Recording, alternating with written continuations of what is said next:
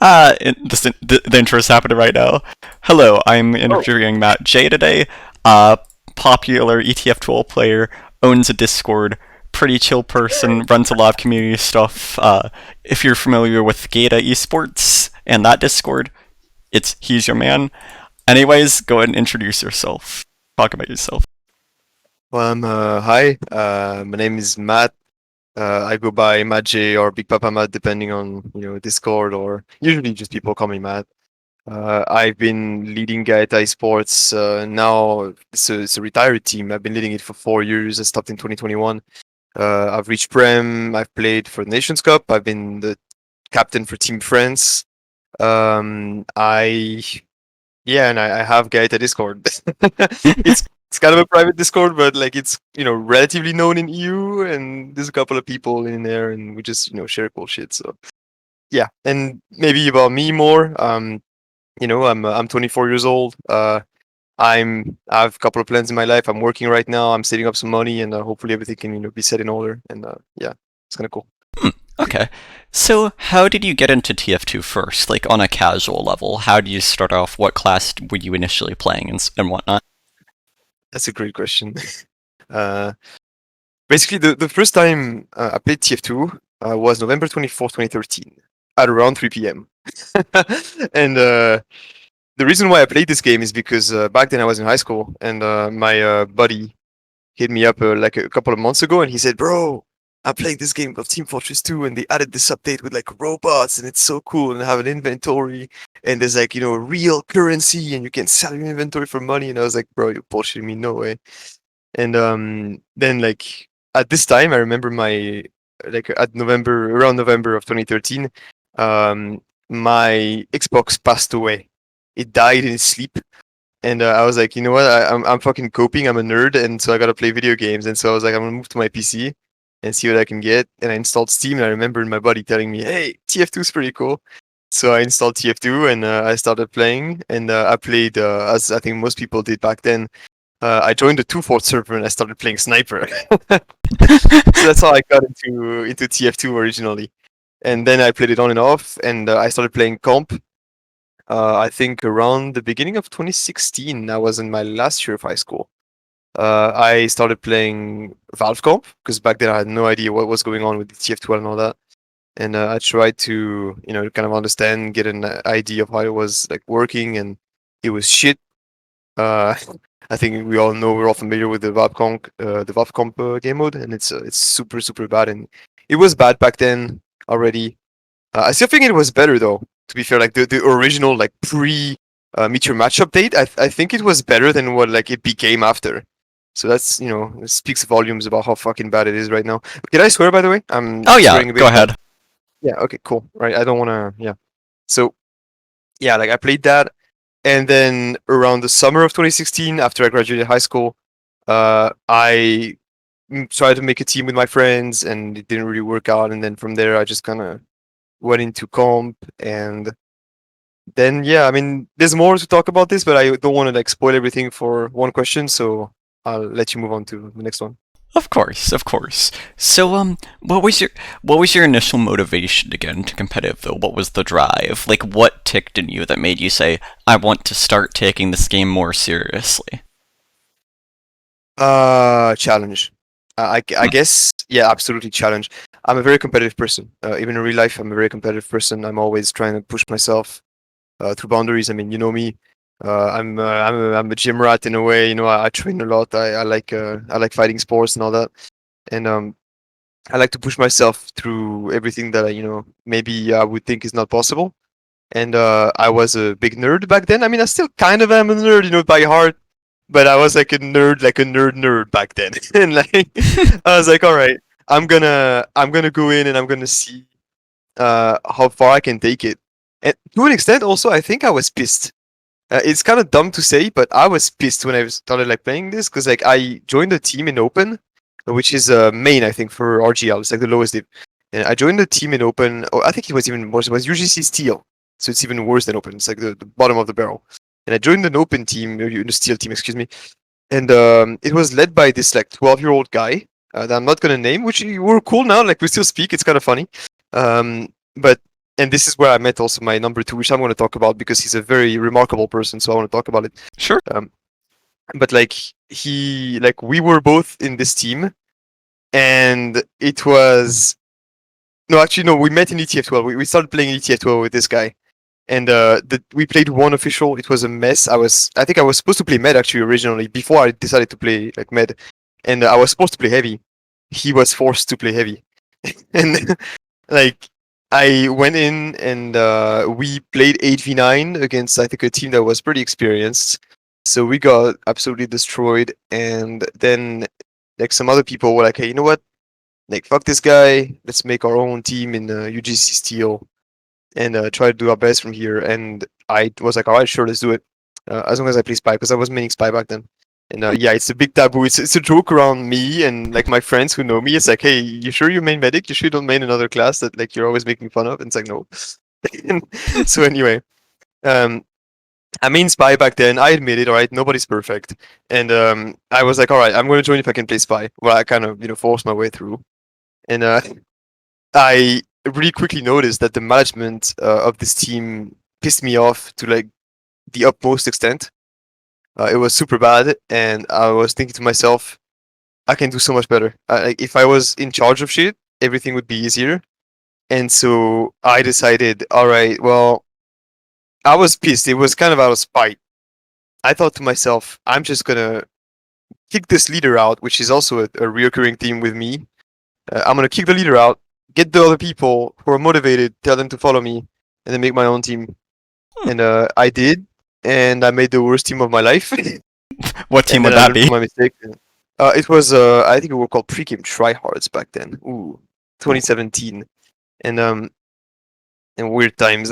And I made this team and I tried to manage it super hard, but it was open and people were very unmotivated. And I tried. I was like, all right, let's do map talks, let's do demo reviews, and I was trying my ass off. And my girlfriend at the time was super pissed at me. She was like, "Come on, you're always doing that." I was like, "I gotta make this shit happen." And like, You actually were the she, meme. Holy shit. oh yeah. Well, I mean, at least I had a girlfriend, you know. But like back then, it was she was pissed at me, dude. She was like, "Man, you're spending too much time playing video games. Like, let's fucking go. I'm gaming." Gamer moment. I was in fact gaming, but I wasn't losing. I wasn't winning, but I was gaming. And I tried to learn about the team and like what to improve and all that. And after the last week, when I realized that the team was completely hopeless, I disbanded it, and I kind of told people to fuck off. I was like, all right, whatever. And this is the only season where I didn't play with my number two, which I met in the previous team, which is still a great. I mean, he's more than a friend to me. He's like a little brother almost. I've said a couple of times. He's like my number two, and he's played NG for my teams every time, and he's called Honjo. And back then when I met him, I was 18 and he was 13, and then he turned 14 pretty quickly after. And now it's crazy to think that like he's about to turn 20. So it's yeah. So I met Honjo, and he played for every single one of my teams in every single league, every single division. I'm gonna go on to more details about it, like when we talk about Gaita itself. Alright. But yeah, like it was crazy, and this was the only team where he didn't play, and it was a disaster. So probably it was a sign. And yeah, and then from there, I kind of took things a bit more seriously because I didn't want to lead anymore at this point. I was like, you know what, it's too tedious. I'm gonna just play for another team. And again, the leader was a wimp, and so I decided, all right, I'm pissed at this guy, so I'm gonna kick him out now again. So I kicked him out again, and I took my own team, and I made what we usually call with the Gaita lore. It's the Proto Gaita team, the Proto Gaita era. Which the team was called what was it called again? We had the UG Cats, which is the team that I hijacked, and then we became Divided Assembly. That's how we were called originally. And then I met I mean, then the guy Talora goes on, but yeah. So originally, I guess why I came into comp is because I am a very competitive person. I like to fight. I like to prove myself that like I'm I'm not really better than anybody, but I'm better than what I think I am, and that I just like can push through everything. And at this time it was the best thing. Now I do other things. I retired from this shit, and I'm more into like fitness and fighting and all that. I do that a lot of my week. So a lot of my week times is train like like 8 hours or so a week, no more. So Uh, yeah, go on. so what is your competitiveness like? Was that sort of the main drive to like try and take matters into your own hands to like kind of coup on those teams? Yeah, Yeah, yeah, that's fair. absolutely. I had my own expectations, and I was very disappointed with how the teams were being led. Mostly because people didn't care enough. Probably they saw before me that this game was not really worth tryharding into, which is something that we're gonna get in Right. after. Because it's like whether or not it's a good choice to try hard in TF2. That's a pretty good question that we could discuss. But yeah, it's I think they didn't really care, which is fair. And I cared, and I was like, all right, let's get this shit done and let's push. And if I wasn't happy with the leadership, I was gonna do it myself, and that's something that I do every time in my life. Hmm. Um, like every time something is wrong, I'm the first one to address it. I'm the first one to try to take measures to try to do things, because it's easy to just say, I don't like this, but you gotta do something about it then, And if you can't do something about it, then either leave or bear the pain, man. Right. Uh, do you think you regret those choices at all to just like try and take matters more into your own hands and like go against the current leadership, or do you think it's ultimately like something that has sort of defined yourself as an individual and given you just more motivation? I think it's innate with me. Like even if you get into like more, I guess, personal things, when I was a kid, I was a very stubborn kid, very very very stubborn. And I was always kind of like I was never really, because I was more shy. I wasn't very big back then. And like I mean I'm still not a huge hunk of muscle, but like I'm a pretty solid guy now. But like back then and when I was a kid, I was more frail.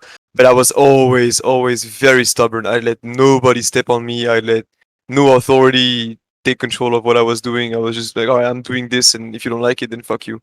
And it kind of came into this, when I played TF2. And I think if you want like a more like, it's like broad answer to this that we can apply to everybody else, I think it's like leadership. I've talked about it a lot because I mentored a bunch of teams and a lot of people. Leadership, I think, is an innate trait. You can become a leader, but some people like are more like natural born leaders. Right. Like they will take matters in their own hands and they'll say, okay, like this is naturally like this is what we need to do. This is what you need to follow. The instructions are this. They'll have a better sense of, I'd say, analytical, also social. I'm trying to look for my words here. Oh Like yeah, the for sure. social approach, the psychological approach of like the like a crowd psychology, team psychology. When you understand those things like naturally, it makes you a good leader. And I'm not gonna say, oh, I'm the best leader in ETF. There's some fantastic leaders. I mean, when you think about like CJ Clark, other. I mean, I'm talking about like EU people. Stingan, Pahan, very overlooked leader, but he was very impressive leader in many aspects. There's a bunch of people that are very impressive that have accomplished more than I did, probably because they at the end committed more than I did as well. Because I realized it wasn't the best thing to do. But yeah, is I still consider myself as a pretty solid leader. I've done a lot of good things with Gaeta, Right. and yeah, I think this is kind of like, yeah, I really it didn't really define me. Like it was kind of in me from the beginning, and from there, like it just kind of became more. And even to this day, I can say that one thing that's like cool with me, that I can notice that I've learned from TF2, and that I can apply in my real life, is that yeah, I have like leadership skill, I have management skills, so I can apply that when I work. I can apply that when I'm like in a sports team, in anything. I can always apply that aspect because I know how things work. When I was like in school, I was like doing group project. I was leading. I was making sure everything was okay. So I have that in me. Yeah, it sounds like TF2 really just helped you grow and realize how you are as a person. Uh, Oh yeah. do you think maybe the like personality in that sense is a lot more important than maybe it gets credit for in regards to just games in general, especially the more competitive side though? You mean personality in competition? Yeah. Like specifically in the I think context of games. I think honestly, if that can, maybe uplift some people, because I know, like even myself, I've suffered with my own issues, and I was like, I didn't really believe in myself. I had like a lot of doubt, and like what you need to understand is that yeah, some people are born leaders.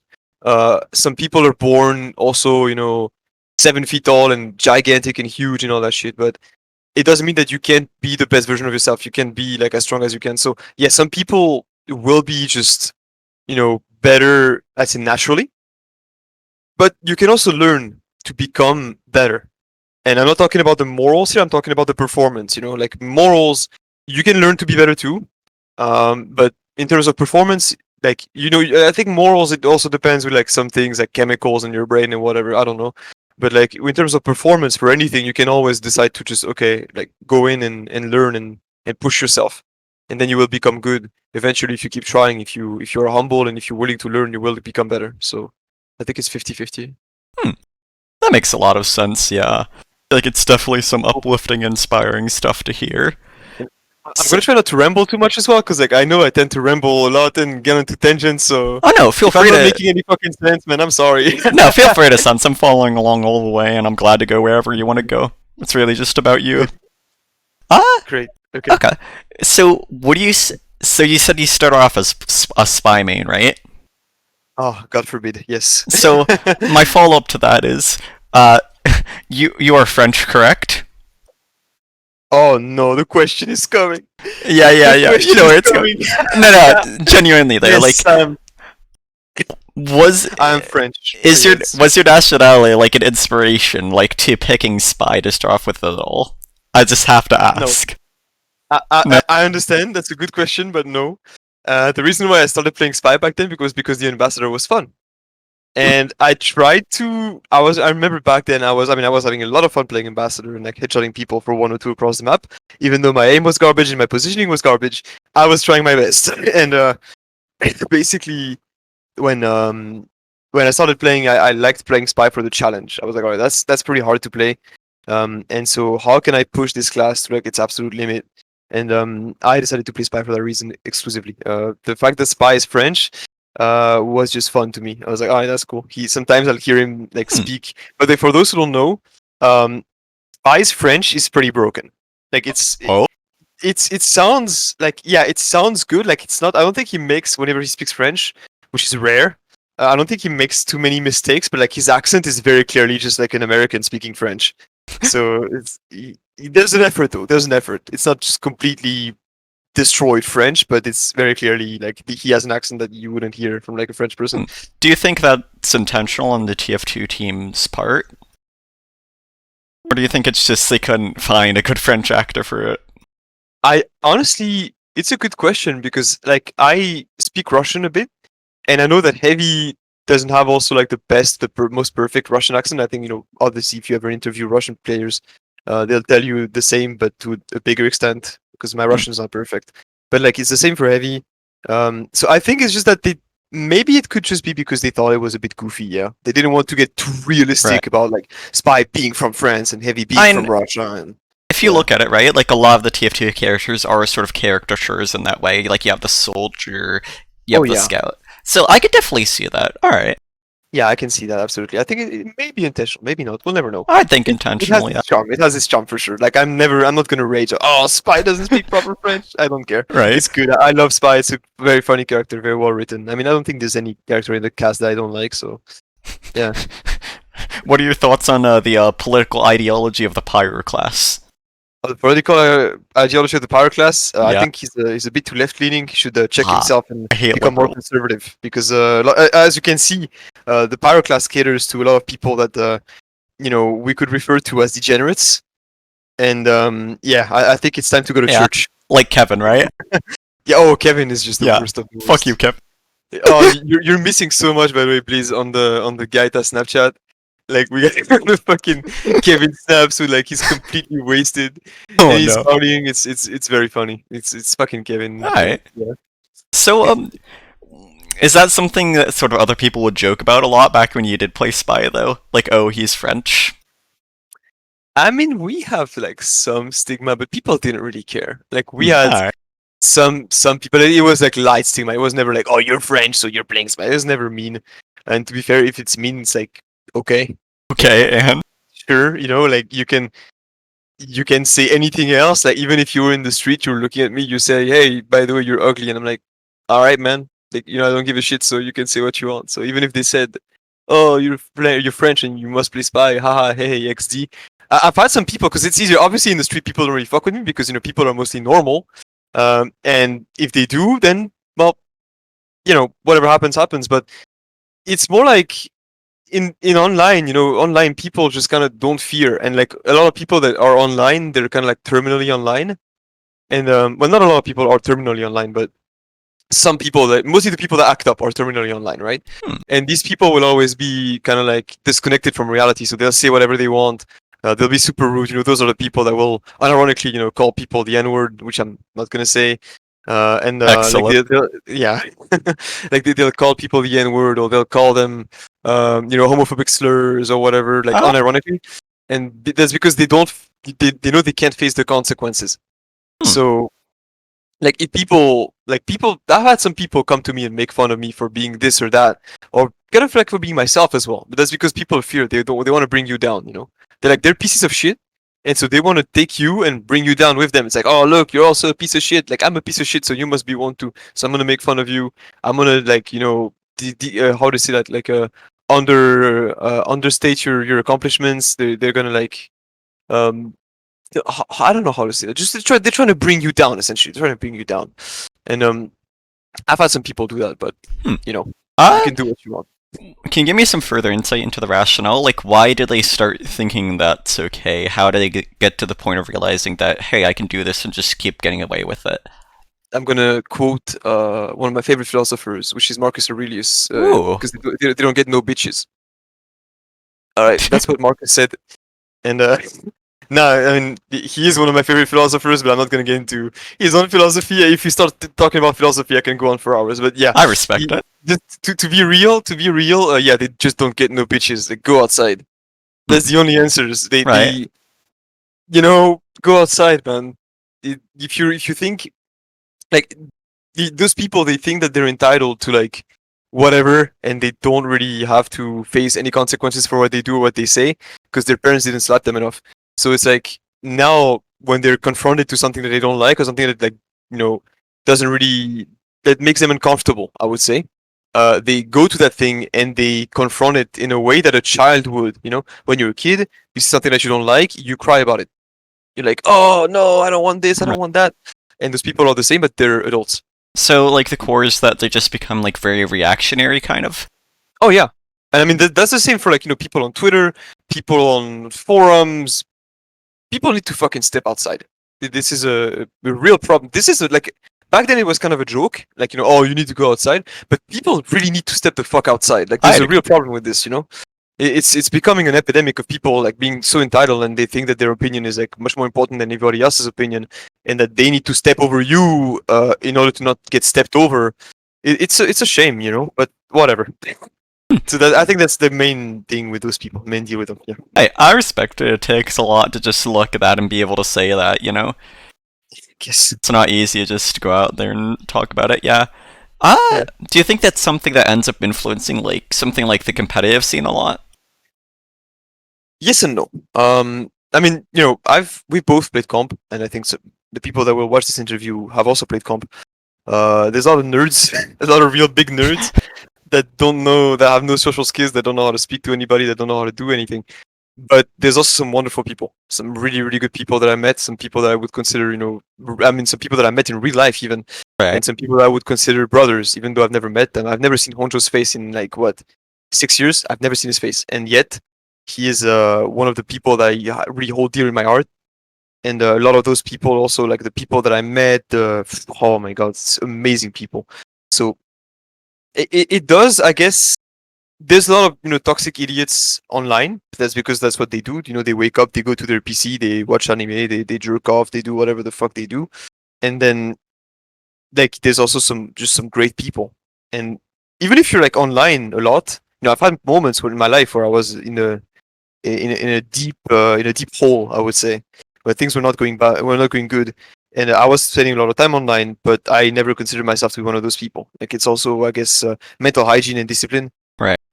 So it's just more like the comp scene is populated in the same way I see on average that, like, the internet is populated. So you get a lot of gremlins, a lot of good people, a lot of average people, and it just kind of makes, like, a big melting pot of, like, all those people, and it evens out, and you get kind of kind of like an average. Maybe it's a bit more toxic than other scenes. I don't know. I haven't played other games competitively. I haven't really been involved in communities. The only Uh, community that I used to be involved in was COD Zombies back then when I was a teenager. oh? But Tell me I more. left Tell that. me more. Oh, okay. I used to play zombies. This was my main grind when I was like what 14 to 16 to 17 ish. So like from 2013 to 2015 ish, maybe 2016 ish. I played a lot of zombies and I tried to set world records and go in as far as I could, like try to get to very high rounds. And I was a well-known actually back then. I was a well-known griefer. I was playing grief, which is a if people no like it's not really that like there's a game mode called grief in Black Ops 2. Oh, It's okay. not I wasn't griefing for people. I wasn't like going in and I'm gonna ruin your day. But there was a game mode that was super fun. I really really liked that. Where like you would go in and you were basically teamed up. So the people who played Black Ops 2 will remember that you would team up with like 4 people and you would need to be the last remaining team against hordes of zombies coming your way. And it was super super fun. I had a blast playing that with friends, real life friends, online friends. I had so much fun. And like I was much more known as a griefer than as a runner, a high round runner. And I was pretty good at that too. But it was my main hustle. And then I realized that I was 15. I was like, you know what? Hey, girls exist. And then Black Ops 2 just kind of disappeared. But I still play Understood. zombies from time to time. I love that game mode. Sometimes we play with like old schoolers. We're nostalgic and we boot up like Black Ops 2 or Black Ops 3 and we just play a couple of zombies games. It's really cool. I love it. Okay. Before I shift, actually, I'll go and ask these two questions now. Go ahead. And then I'll shift the scope a bit, I think, to the social side of you. Uh-huh. So first, do you think that, like, playing TF2, involving yourself in the community, necessarily, like, doing stuff like save TF2, do you think that's necessarily, like, inherently immature, or do you think it's okay to sort of, like, cling on to the game, to the competitive scene? That's a very interesting question. Once again, the quality of the questions are very good. I think like the the Save TF2 movement. I like when people have hope. I like when people try to make changes. I've said right. Like you've got to try to make change. If nothing happens, if you've tried, that's good. At the same time, I think a lot of people that do this. Again, not all of them. If you don't save TF2, you're a reasonable person. I respect you. You've done what you thought was good. And it hurt nobody. So like it's not like it was ransacking or anything, or like you're not looting, stores or whatever. It's like you're just protesting like online, so it's cool. But I mean, yeah, there's an aspect where like people will say it's kind of you have to let go. I can really, I mean, I know I'm a TF2 player myself, so I felt it. I can really understand the frustration of people at Valve for completely neglecting this masterpiece of a game on so many aspects and just giving no fucks about it. When they had all the money in the world, they could have hired a couple of developers just to maintain the game, right? To just keep it. We don't need a million hours of content. We don't need like a million weapons or whatever. Apparently, according to them, we need a million hats, but we really don't. Um, but yeah, like we need the game to be kept afloat. And they had all the money in the world. They decided that they weren't going to use it, and that instead they would just, I don't know, buy golden fucking toilet paper for Gaben. I don't know. And I understand the frustration. I really do. But at some point, you have to understand that when they have abandoned this game for almost 5 years now, right? Completely abandoned. No news, no update, nothing. Well, then nothing's gonna happen, bro. It's because they don't see an interest in keeping it afloat. And let me also be very clear, because right now, I mean, I have an audience to say that, so I can say it. The game's been dead not just for a couple of years, like it's been dead for a long ass time. It's just much better for them in terms of benefits to say, oh, the game, like remember this fucking clip? I remember that where like they recorded it and like they were like, oh, do you have updates for TF2? And the guy said, yes, we have updates for TF2. That's a very very good thing to say. Like you can say anything, bro. Like it's like, oh, will you do your dishes? Yeah, I'm gonna do the dishes. When? Oh, in about 45 years. They'll be here. They'll be rotting. The fucking ecosystem's gonna grow on them. But yeah, I'll do them. I promise. It's easy to say. If they say the game is dead, if they say we will not update TF2 anymore, they will lose money. So they keep the game afloat. They keep cramming in the fucking crates with the hats on it, and they keep making new effects, new unusuals, blah blah blah. and it makes them money. It makes them money. It's better to say that than to say that the game is dead. So they gave up on the game a long time ago. I think about right after the Jungle Inferno update, when they thought, okay, we've angered everybody. There's no way we can make this better. Let's just stay silent. And then people were like, why are you silent? I mean, if you've ever been in like any situation like this, it's a very easy tactic to just do nothing.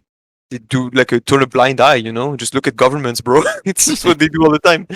So yeah, the game's been dead for a long time. So Save TF2 is not necessarily immature in my eyes, but it's it's kind of like a desperate attempt. It's like they're Right. clinging to something that has no hope. Like TF2, the updates for TF2 in itself will be eternal. It's cemented in meme culture, in internet culture, in gaming culture. It's cemented. Everyone knows the heavy. Everyone knows the pyro. Like we all know those characters. We know the music. We know the. Everyone knows that. Even if you haven't played TF2 in 10 years, you still remember. It's like, oh yeah, that's TF2. But like the game, the memory of the game is one thing. The game itself, like I'd say the improvement, the development of the game is done. This is like the development of the game is dead. It's been dead for a long time. People need to accept that. The only thing that we really need right now, which is like appalling, is maintenance for the bots. And people say, "Oh, it's more complicated." And sure, fair enough. I'm not a data. I'm not like a how to say like a server engineer. I'm not a fucking software whatever. I don't do anything IT. But I mean, come on, they've got billions of dollars. They can definitely hire a couple of people, clean the bots, and then they will make a good rep for themselves. People will come back to the game. And I mean, come on, dude. Like, if there's anything that I'm missing here, sure, like let me know. But goddamn, like for me, they just seem lazy. You know, Right. which they So, probably are. what do Go you on. think about the reaction that Save TF2 got then? Do you think it like changes anything, or do you think it's just a sign that Valve should keep the game on life support in their eyes? Like, what's their rationale here? Okay, so I'm gonna ask you a question. How did it turn out? Because like I really don't follow anything. I Ah, don't have Twitter. I don't have I Twitter. I guess don't I'm have just anything. like So mostly referring to in this context to like the minor updates and bug fixes we've gotten. Like, oh right, do you yeah, think okay. that's a sign that maybe like I don't know things are gonna change a bit, or do you think it's Valve just No, like seeing it and being like, okay, we should do some basic things? no, no. It's when the people are starving. If you throw them a crumb, they'll eat it like it's a fucking spaghetti plate. Right. Like you give them a little server update, and it's like, oh my god, TF2 is saved. Soy jack emoji. No, it's nothing. Like this is the bare fucking minimum. Uh, It's like if you tell me, oh, do something, and like you're laying in your bed, you smell, you reek of shit, you haven't gotten up in like days. Do something, okay, and you just like turn the other side. It's like you have done something. Congratulations, but it's nothing. So, what do you say, like, the solution to this whole thing, like, for the on the community's end, is to just like kind of recognize that we aren't getting help from the outside a bit and focus on just being able to sustain ourselves Yeah, in a yeah. sense? Okay. The community, I feel bad for it because we have done a tremendous, like, if more than tremendous is not enough to describe like what TF2 has done for like the TF2 community has done for itself with like LANs, events, charities, servers, content creators stepping forward, doing some crazy stuff like Uncle Topia, all of this. This is crazy. Like TF2, the people have done just some next level things. Next level that no other community would have done. I am sorry. Yeah, it's I alright. am convinced of that. That they would not do something of that magnitude. But this is the only thing that we'll get, right? Like there will be no updates. There will be nothing. There will be no help. We're on our own. God help us. But yeah, the community I can only salute for the crazy amount of work that we have put in. Like I can think of. I'm gonna give a shout out to Mastercom. I'm not sure if Mastercom is a girl or if it's trans. I know people call him or her she. I don't know. So I'm just gonna refer to Mastercom as she. Maybe I'm mistaken. If Mastercom sees this, I'm sorry if you're a dude. And, like Mastercom, I think if I remember well, has done like uh, a massive fucking reworking of the code of the game and this optimization, polishing. And I remember back then they said, "Oh yeah, we would be interested in putting that into the game code," and then they backed out. And it's like, why? You have someone that did all of your job for free, and you wouldn't just like put it in the game and credit that person? Like, You know what I mean? Like, Yeah. this is the amount of work that it would take to like dig into like this crazy spaghetti code and to just even it out and make it like readable and usable and optimize it so it runs normally. You don't have to use a fucking config to run a 14-year-old game, right? This kind of stuff for me is mind blowing that people have this much passion in their heart to do it. And same thing for league admins. Even though we all like to make fun of them, blah blah blah. I know a league admin in real life, and like they're working very very hard for free. Super? Uh, yeah, Supra. Yeah. I met Ah, Supra in Poland in 2020, nice. and a lot of our people, and they were all wonderful. I mean, this is another story, but yeah, there's these the league admins, the content creators, all of those people. I mean, apart from a couple of scumbags like Wamo or whatever that just do drama, but I mean, I don't really watch them anyway. But like, you can see like SFM people, people that made a lot of content with passion. I salute them. I bow to them. This is very impressive, you know. Hmm. But this is the only thing that we'll get, and we need to accept that from now. The only sort of like change will come only for ourselves. Like the Valve has given up on this game a long fucking time ago. So Right. yeah. Okay. Well, allow me to play the part of Valve here. In the words of Valve, let them eat cake. That is all. You can replace cake with like a swear, but I'm gonna try to stay polite. Yeah, Fair enough. Okay. that's yeah. So, what do you think? Like, do you think the TF2 community is kind of unique in that regard? Like the dedication. If so, like what really sets them apart in specific? Like what makes the difference between this game and every other sort of like deadish game? Um, it's hard to say personally, and I don't think I would bring the best answer to this because I have not been involved into too many quote unquote dead game communities. That's fair. I've only been pretty much involved in TF2. So I mean, actively very involved in TF2. I used to be again involved in like zombies, but back then it was active, and then I quit, and I have no idea what it is now. I know the zombie community still goes, and I still check on records and shit because but I'm not involved in it.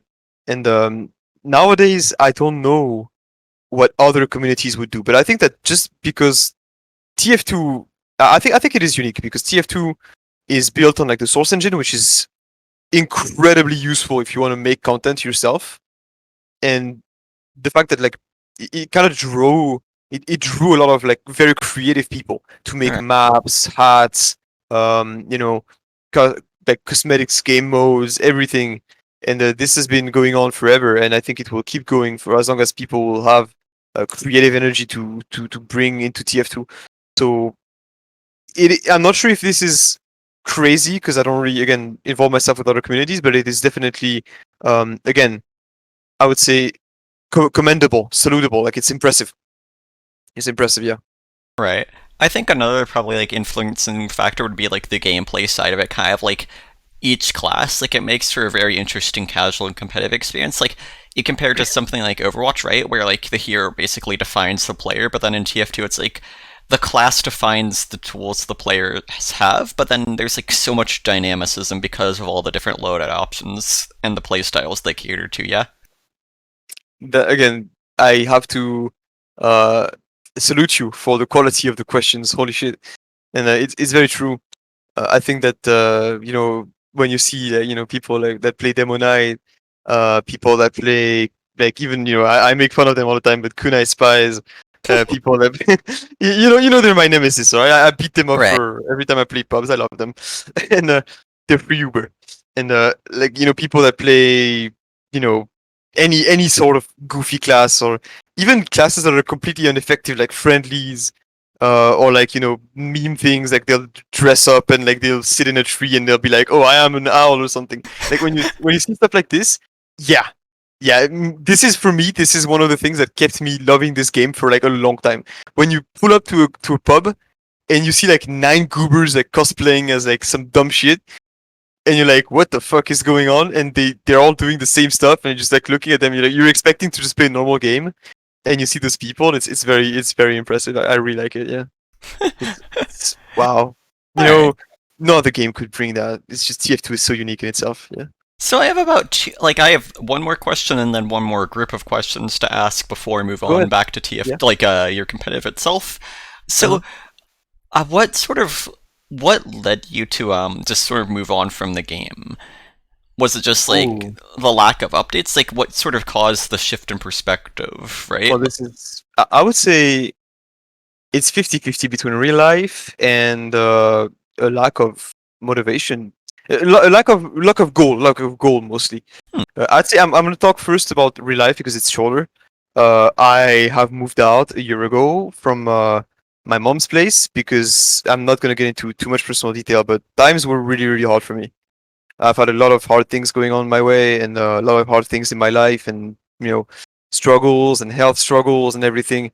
And to be fair, if I didn't have my team and if I didn't have you know my training as well, I've been training so much.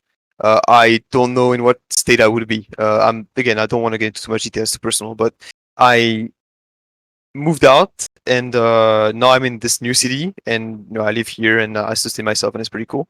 I moved in originally for studies, but I realized it was a bad plan because it's again personal. I'm training to become a sports coach, and I was in a diet school, and diet school was just not really like the diploma, the degree was not valued enough in the field that I wanted to work in. So I stopped because it was costing me money, and then I just started working and sustaining myself.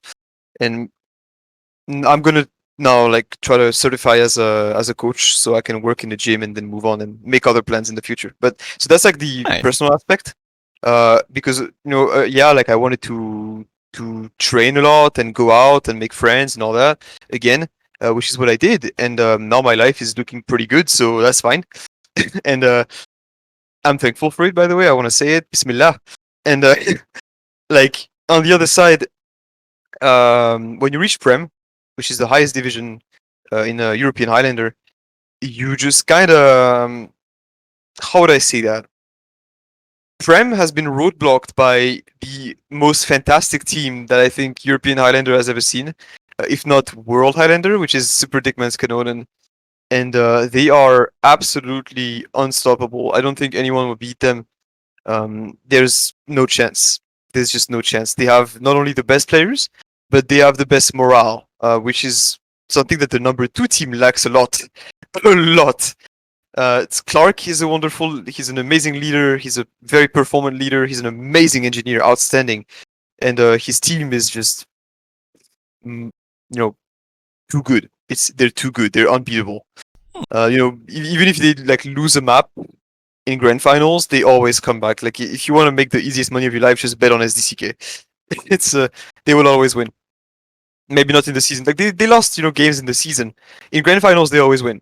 So I think they've won for like 10 or 11 seasons in a row now, and they will keep going as long as they're here. They will keep going. Like the only way that European Highlander gets a new champion is if they stop, and I don't think they want to stop. So they're just gonna keep going. Hmm. And so I when I reached Prem, I played a season. I didn't do as good as not me, but like my team didn't do as good as I wanted to. I can blame part of it on luck. I know for sure part of it was luck. We didn't really get too lucky. But on the other side, also like I underestimated some things, some aspects of my team, blah blah blah. So there's also leadership mistakes that I owe up to. I own up to. Um, and then when the season was done, I was like, do I really want to sacrifice more of my time to try to overthrow a giant for like a giant, like unstoppable force, right? For no money, no recognition, no like professional experience, no contracts, no nothing. Do I just want to do that? Like just to say I've done it? I was like, no, All right. no, I don't want to. I want to do other things with my life, and so I stopped. So it's like the lack of kind of like professionalism that causes a lack of viability in the long term there. Well, yeah, All it's right. a big chain. Like in a way, like to come back to what you said, lack of updates, right, means that there is no people coming to the game. The people coming to the game, there's like no. There's very few people at least coming and staying to the game nowadays. And so there's lack of interest, and since there's lack of interest, there's lack of money. Even when the game had interest, they had no money into tournaments. So nowadays there's even less chance, and with less money, there's like less reason to involve yourself because it's a lot Right. of time, it's a lot of dedication. It's about grind, it's about power, whatever he says.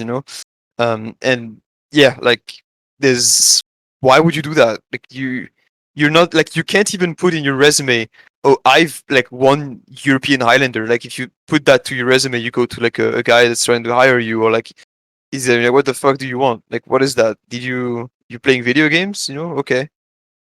Like, it means nothing. Like, maybe if you're talking to someone that's kind of like understands video games, and all that, maybe, but it's like realistically, it doesn't bring you anything. Like, no, nothing. Like, I can safely say the best thing that I got from Highlander, the best thing I got from TF2, is the friends I made along the way. It's literally what it is. As good as the meme is, like I met so many wonderful people. I met so many friends, people that gave me advice, that comforted me, people that I laughed with, people that I drank with, people that I wouldn't regret that for anything. As much as I would regret some choices I made in my life, this I would not regret. The people that I met are fantastic and they're wonderful human beings, and I'm glad that I know them. So Right. yeah, So what sort of effect do you think having one team that's always like super dominant and wins is? And do you think it's ultimately like a good thing for the scene, a bad thing, or just sort of like a product of the scene? it's a bad thing. We can't hold it against them, right? Like, they're good, they're here, they deserve, right? I'm not a communist. I'm not gonna tell you, oh, we should dismantle the team. No, they're here, bro. Like, they come and get them. So, but what is the?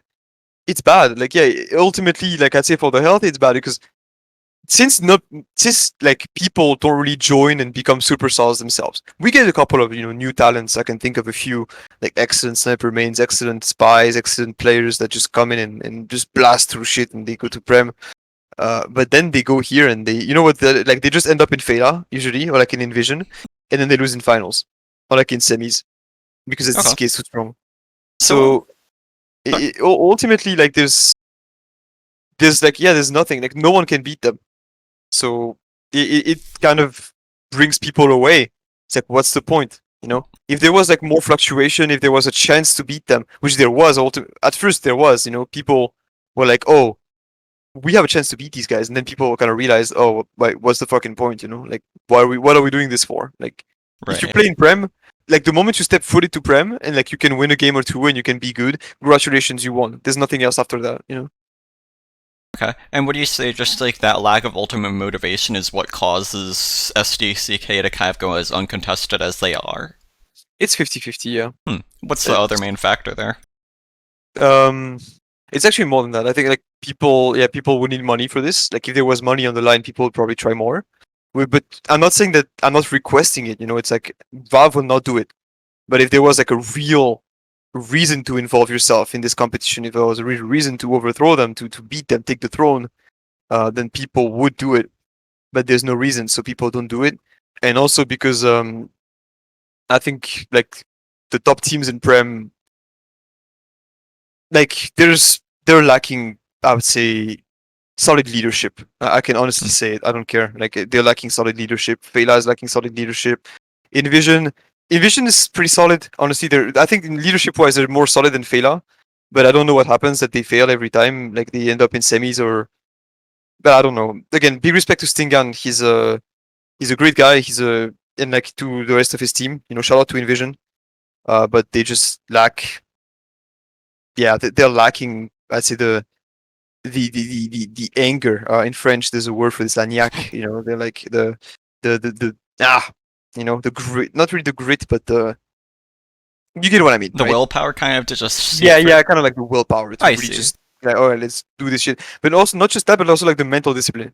Because like every time you listen to their comms, like if you look at like the POVs or like finals and all that, they just get super tilted. They get pissed, and then like they're all like insulting each other and all that because they're I think they're mentally weak. A lot of them. Hmm. So, And so they just shit on each other and then they lose. what would the solution to those leadership issues be? Like, how would they fix it? Like, would it be like, I don't know, would you mentor them in leadership or something? Like, what would you see there? What Nah, could be done? nah, nah. Because as much as I think that there's a big leadership issue with the EU, like the top teams of EU, they have accomplished more than I have, Hmm. and I would have no legitimate advice to give them that they Okay. don't know about. So I So, think it's more like the thing is like it's more of a personal thing for the leaders themselves. Like, I don't know, or like the teams themselves, not just the leaders, right?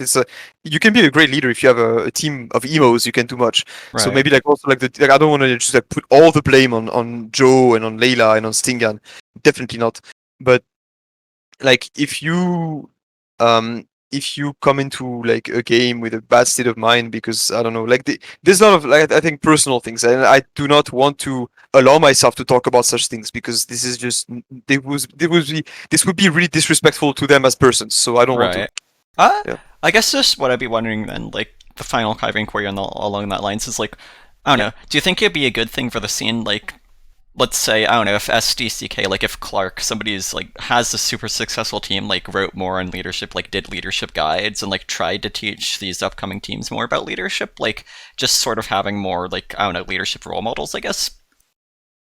Do you I think I that would help? think I think this is you're seeing this in an interesting way, but I don't think it's necessary because I'm gonna quote.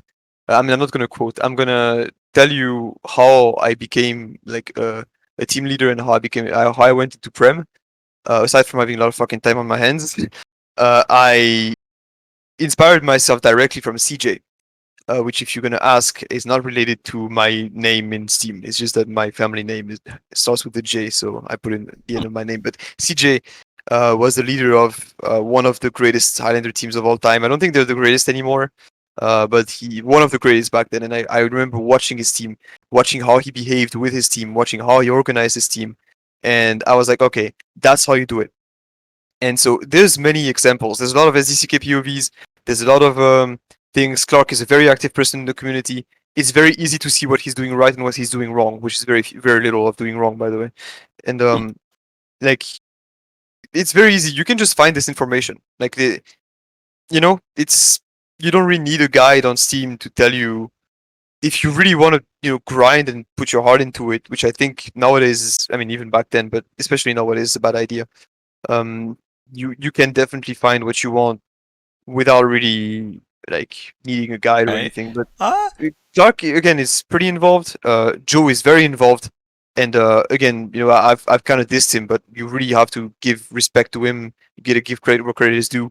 He is a good leader. He's done some crazy stuff. He's always, I mean, even though he's the number one second place player in all of TF2, he's a great leader. So if he gives you leadership advice, you should probably take it. So there's a lot of all good things a lot of good content to be taken, but people just need to go and get it. right, so it's like the resources are there, kind of like Yeah, it's kind of unrealistic to expect like all the best leaders to just like personally be able to interact with you and just like tell you what exactly to do, whatnot. Okay, it's just it yeah, really yeah, does come down to a lack of motivation at a certain point. for Okay, sure. Yeah, I it's feel like like it. people are just like, oh, we want to get wins, we want like I'm gonna lead because I'm tired of this, but then they just like don't ultimately have the motivation to fully see it through. Okay, that makes sense. Yeah, yeah. Okay, um, I think that's. I do have two more sections I want to get to. One would be just like exploring the general social side of EU and like just sort of what it's like, along with maybe a bit of the history of EU, like the big power players, a crash course in European history. And then the second one would Yeah. probably be more in like your own history, Gata, competitive, like kind of going transitioning from your time as medic to spy, then more on medic. But I think I will split this off now. It's about 7 minutes until Yeah, it's 19, great. Yeah, and no and I'm problem. figuring we could start that off on a different day or like a different time, just those two topics, Yeah, like I and agree. explore. Okay. We can try if you want. We can try after the games because honestly, I have Uh, time tonight. I So have a mentoring session at 23. I'd be free maybe like 30, maybe at like 24 though, but that might be a bit late midnight. for you. That Yeah. might be a bit. I'm working Yeah, so tomorrow, maybe but another day. maybe. Yeah, yeah, yeah. It's fine. Maybe tomorrow I'm gonna be back from training. I can probably do it like 10 p.m. my time. I don't know if you're busy Uh, at the time. Maybe you're I'll, working by yourself or. we'll have to see. Yeah, I'll check with me. I'm gonna go and end the recording now for here now, I think. Yeah. Yeah, sure, sure, no All problem. right.